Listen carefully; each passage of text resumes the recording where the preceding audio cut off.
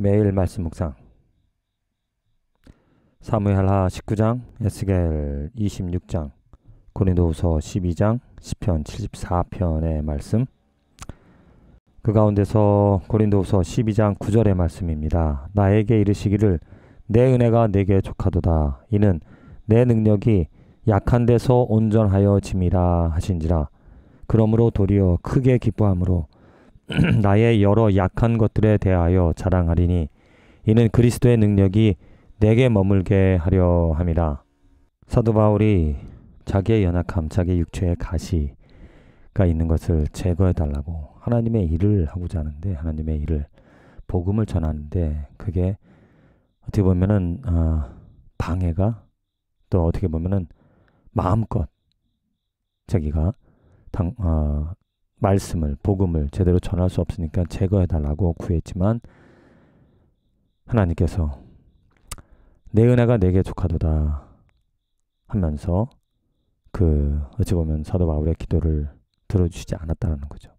그런데 사도 바울은 그것에 대하여서 하나님의 뜻을 깨달았다라는 것입니다. 내가 약한 가운데, 내가 연약한 가운데 하나님의 일을 감당할 수 있는 것은 오직 하나님의 능력이, 하나님의 능력으로만이 내가 하나님의 일을 할 수 있기 때문이다. 내 몸으로 내 능력을 하는 것이 아니라 하나님의 능력이 있기 때문에, 하나님이 그 능력을 주시기 때문에, 하나님이 나를 도구로 사용해 주시기 때문에 내가 할 수 있다라는 거죠. 그러니까 내가 약하지만 하나님의 능력으로 강하여진다라는 거. 이 말씀을 묵상하면서 우리는 하나님의 도구다. 하나님께서는 하나님의 뜻 가운데서, 하나님의 섭리 가운데서 하나님의 능력으로 모든 것을 사용하여 주십니다. 내가 어떠하든지, 나의 처지가 어떠하든지, 내가 무엇을 잘하든지 못하든지 상관없이 정말 하나님의 일을 위하여 하나님께서 부르시고, 하나님께서 만드시고, 하나님께서 변화시켜 주시고, 하나님께서 사용하여 주신다. 그래서 오늘 우리가 바라야 될 것은 무엇인가? 하나님의 뜻이 이루어지기를, 하나님이 나를 통하여서 역사하시는 것, 일하시는 것, 그것을 알고 그것에 내가 적극적으로 동참하며, 이게 하나님의 뜻이구나. 하나님이 이 일을 나를 통하여 이루시고자 하시는구나. 그것을 알고 그 일에 정말 감사함으로, 기쁨으로 내 시간을, 내 몸을 드린다라는 겁니다. 하나님의 뜻을 할 때 혹시라도 우리는 두려움을 가질 수가 있습니다. 나는 할 수 없는데, 내게 그 능력이 없는데 내가 어떻게 그것을 할 수 있을까?